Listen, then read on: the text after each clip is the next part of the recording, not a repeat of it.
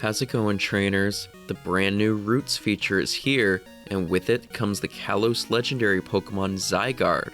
At long last, am I right? But just how good are Zygarde's 3 forms? Well, that's what we're breaking down, so let's dive right in.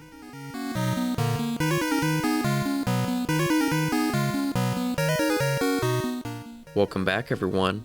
So we actually did an analysis on Zygarde along with Xerneas and Yveltal way back at the beginning of 2021. Since then, though, we've seen several updates to moves that will make Zygarde more formidable, so let's get into it. Zygarde holds the moveset of Bite, Zen Headbutt, and Dragon Tail for fast moves, and Bulldoze, Crunch, Outrage, Hyper Beam, and Earthquake for charged moves. Some duds in there, but there's good stuff too, mainly Dragon Tail, Crunch, Outrage, and Earthquake.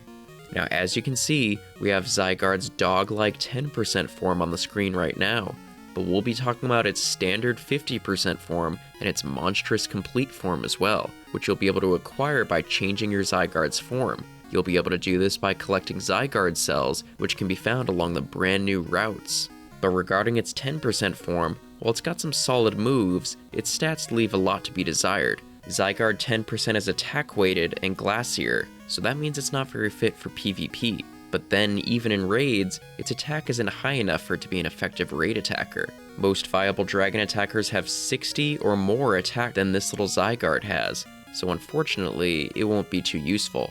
But moving on to its 50% form, and when I first analyzed it back in 2021, I said that Zygarde left a lot to be desired, having not enough attack to be good in raids and less than stellar moves for PvP. While that's true on the raid attacker front, with 50% Zygarde actually having slightly less attack than its 10% form, this form actually has a lot more potential in PvP. Part of what's improved Zygarde since our first review were its moves. While they aren't any different from the data mines that happened years ago, both Dragon Tail and Crunch received buffs to make them even better since then. Dragon Tail is a harder hitting dragon fast move that sees success on Pokemon like Palkia in the Master League, and for Crunch, it gained the 30% chance to debuff the opponent's defense, something that can definitely turn a matchup in your favor if you're lucky. But also, something that I neglected to touch on last time was Zygarde's bulk. With Zygarde having a somewhat lower attack stat but high defense and stamina, that means it ends up looking pretty good for PvP stats. It's got similar bulk to Cobalion and Virizion in the Ultra League, which is quite good, and it's even pretty above average in the Great League as well. And up in the Master League, while its attack stat lags behind, it's still a pretty bulky Pokemon here. So with its move pool and good bulk, how does it perform?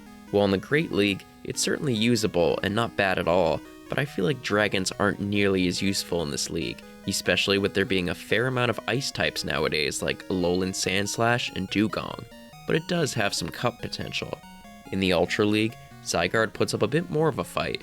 With Dark and Dragon coverage, it can knock a lot of meta Pokemon on their heads. That's not to say it's invincible though, because Fairies, Walrein, and various Steel types if you don't run Earthquake will all give Zygarde a hard time. While I don't expect Zygarde to be a big meta player here, I do expect it to have some occasional use. I'd say more so than in the Great League too. And up in the Master League, it's also alright. It can take hits well and beat some meta threats, but there is a lot of competition for the Dragon type in the Master League, and I don't think Zygarde does enough to stand out. It'll have use for sure, especially if you can make use of its ground subtyping, but overall, it's not really going to be something super good until it gets one of its many signature moves. But now let's move on to arguably the most interesting of the 3 Zygarde forms, and that's Zygarde's complete form.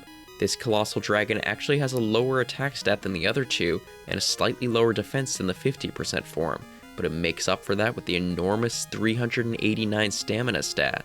And that equates pretty well in all leagues, where Zygarde Complete has the best overall bulk in all leagues it can participate in, compared to the other 2 forms at least, with its Master League stat product being truly impressive.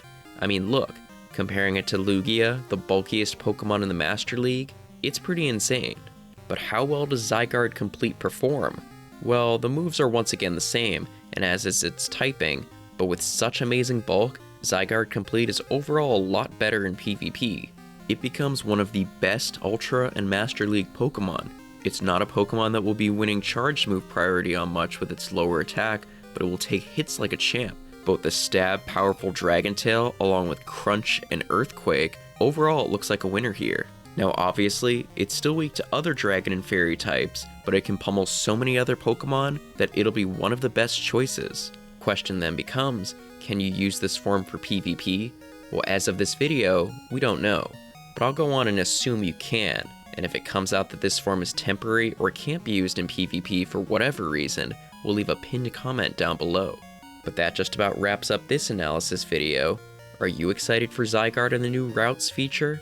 I'm personally pretty excited to make some new routes, and I think this is a really creative way to debut Zygarde. Let me know your thoughts down in the comments below.